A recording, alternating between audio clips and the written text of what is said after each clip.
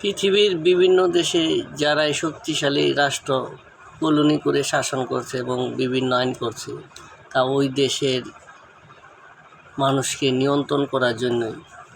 তাই ব্রিটিশরাও তেমনি আমার মতে মহামান্য সুপ্রিম কোর্টের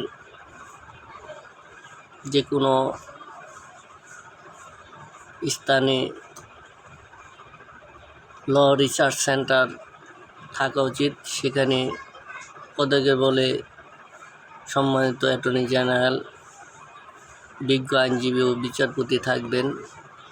বিভিন্ন আইনজীবীরা যে আইন সংশোধন বা নতুন আইন হইব তা মতামত দিবেন। ওখান থেকে আইন মন্ত্রণালয়ে যাবে, আইন মন্ত্রণালয় পর্যালোচনা করে সংসদে পাশ করে। আমরা অনেক সময় আইন মন্ত্রী যে আইন তৈরি করে সবসময় একজন আইনমন্ত্রী সব বিষয় জানবেন, তা আমি বিশ্বাস করি না।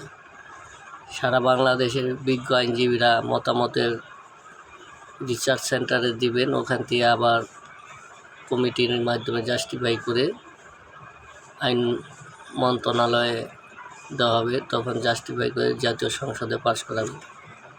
অনেক আইন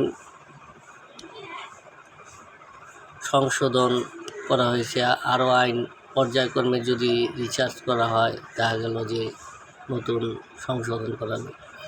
একটা দেশের আইন তৈরির পিছনে তার ডোমেস্টিক ল, সংস্কৃতি, কালচার, অর্থনৈতিক অবস্থা বিশ্লেষণ করে করা উচিত।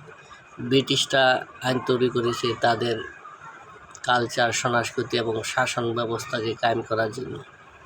আশা রাখি এই বিষয়টি সরকার সদয় দৃষ্টি দেবেন।